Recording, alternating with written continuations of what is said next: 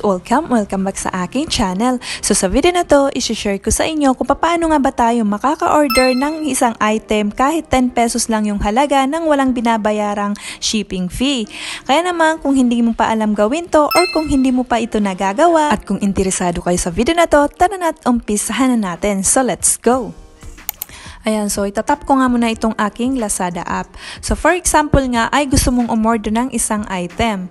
So for example, ay dental floss or yung pangtinga. Ayan. Ayan, so kung mapapansin nyo, ayan, sobrang mura lang dito sa Lazada. Meron 18 at 19. Ayan, at meron na yung laman na 50 pieces. Kaya lang, kahit mura lang yan at kapag idinagdag mo pa yung shipping fee na 38 pesos ay magiging 49 pesos plus lang din yan. So syempre, nakakapanghinayang din yung 38 pesos na shipping fee para lang sa isang item. Kaya naman, para hindi masayang yung 38 pesos na shipping fee ay ganito yung gawin nyo at ganito rin yung ginagawa ko. Ayan, so alis lang muna tayo dito sa page na to.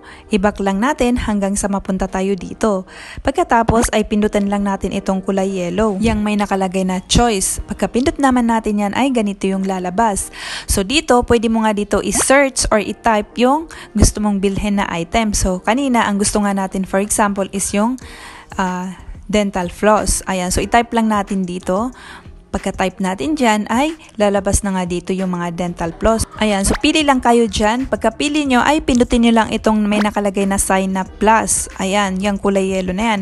Pagka-pindot naman natin yan ay dito sa baba meron tayong makikita dito na add to my pics. So kailangan pindutin mo pa rin yan. And siya nga pala guys, dito nga sa choice ay kailangan bago kayo maka-free shipping dito ay kailangan bumili kayo ng 3 item. Kailangan 3 items mo na yung mabili nyo para maka-free shipping kayo. Pero huwag kayong mag-aalala dahil yung presyo ay ganun pa rin sa babayaran nyo kanina doon sa kabilang page. Kaya lang, ang kagandahan dito ay 3 item na yung makukuha mo sa halagang 40 plus lamang. Okay? So yun yung pinagkaiba at kinaganda ng choice. Ayan. So pagkapindot mo nun ay hanap ka ulit dito ng iba pang item na pwede mo ngang i-add. Ako kasi kapag dito nga ako sa choice pumipili or bumibili ay hindi talaga ako nangihinayan sa ibang price or item dahil mura lang naman yung 50 pesos ay 3 item na yung mabibili mo or higit pa. Tapos dito naman guys, minsan ay may makikita kayo dito na 9 pesos tapos kapag kinlik nyo yan ay nasa 20 plus pala. So titingnan nyo muna guys kasi nakalagay dyan upcoming. So ibig sabihin mamaya pa yan magsisell alas 12 ng tanghali. Kung mapapansin nyo, ayan meron dito nagka-counting or counting numbers na nakalagay on sale. So, ibig sabihin ay mamaya pa yan. Okay, so pwede nga kayo mag-abang-abang dyan kung meron kayong natataypan dyan na item. So, yan yung banda sa taas. So, dito na tayo sa baba dahil magsasearch pa tayo ng iba pang item para nga maging 3 na nga yung item na bibilhin natin para maka-free shipping.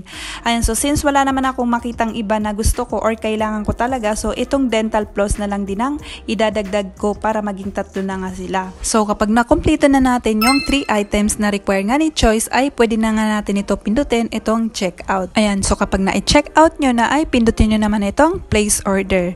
And then okay na. And take note guys na hindi lang 3 items yung pwede mong bilhin nga dito nga kay choice dahil pwede rin kayo bumili ng mas marami pa or higit pa sa 3.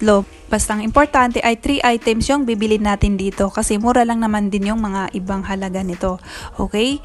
So I think ay hanggang dito na lamang. Sana ay nakatulong tong video na to sa inyo or sana ay may natutunan kayo. Please give it a thumbs up kung nagustuhan nyo and subscribe sa aking channel para updated kayo sa bago pang i-upload ng mga video dito sa aking channel. Thanks so much for watching!